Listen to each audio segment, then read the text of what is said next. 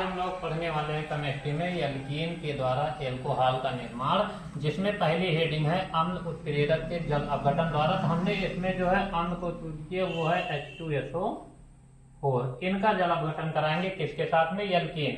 तो एल्कीन में हम लोग सबसे पहले एथेन लेते हैं CH2 डबल बॉन्ड CH2, और यदि हम इसकी क्रिया करवा देते H2SO4 के साथ में तो ये सबसे पहले हमें एक मध्यवर्ती देता है जो प्राप्त होता है CH3CH2 और उसके बाद में यहाँ पे HSO4।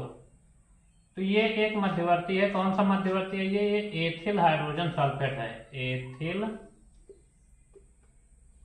Hydrogen sulphate.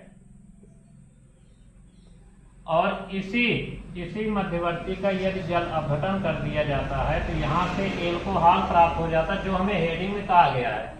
तो ये मिल जाएगा हमें दोबारा से CH3CH2 और यहाँ पे OH।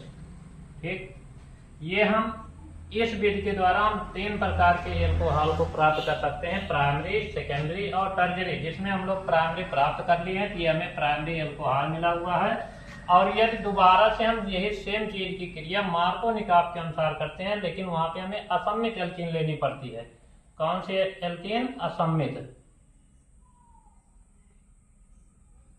यदि हम असम्मित एल्कीन लेते हैं यहाँ पर, तो असम्मित एल्कीन में जैसे CH3 CH2 और यहाँ पे CH डबल बॉन्ड, यहाँ CH2, यदि इसकी क्रिया करवाते हैं H2SO4 के साथ में तो यहाँ से हमें क्या मिलेगा? फिर वही हमें सेम चीज मिलेगा, मध्यवर्ती। लेकिन अब की बार जो मध्यवर्ती मिलेगा वो हमें दूसरे कार्बन पर मिलेगा। तो ये कैसे हम जान पाएंगे कि हमें कहाँ पे लगाना? तो मार्कोनिकॉफ का नियम कहता है कि किसी भी अम्ल का या हाइड्रोजन, वहां पे हाइड्रोजन Br लिया जाता है तो H+ और HSO4 माइनस, तो इसमें ऋणात्मक भाग वहां जाता है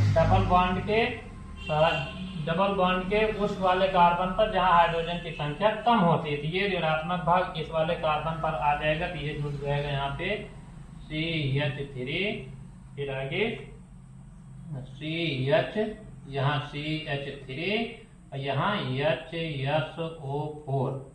ये बन जाएगा यहाँ पे मध्यवर्ती। कौन सा मध्यवर्ती है ये है द्वितीयक हाइड्रोजन सल्फेट एसिड। तो इस प्रकार से हमें यहाँ पे मिलता है। और फिर अगर हम इसका जल अपघटन कर देते हैं तो ये H2O के साथ में, तो ये मिल जाएगा CH3CH, यहाँ CH3 और यहाँ OH, और ये हमें द्वितीयक एल्कोहल प्राप्त हो गया। अच्छा, निकला क्या? इसमें भी साथ में यहाँ पे H2SO4 निकला था और यहाँ पर भी साथ में H2SO4 मिल जाता है हमें। इस प्रकार से हम अभी यहाँ पे 2 एल्कोहल प्राप्त किए, एक प्राइमरी एल्कोहल और एक द्वितीयक एल्कोहल प्राप्त कर लिया। तीसरा अगली बार बताएंगे।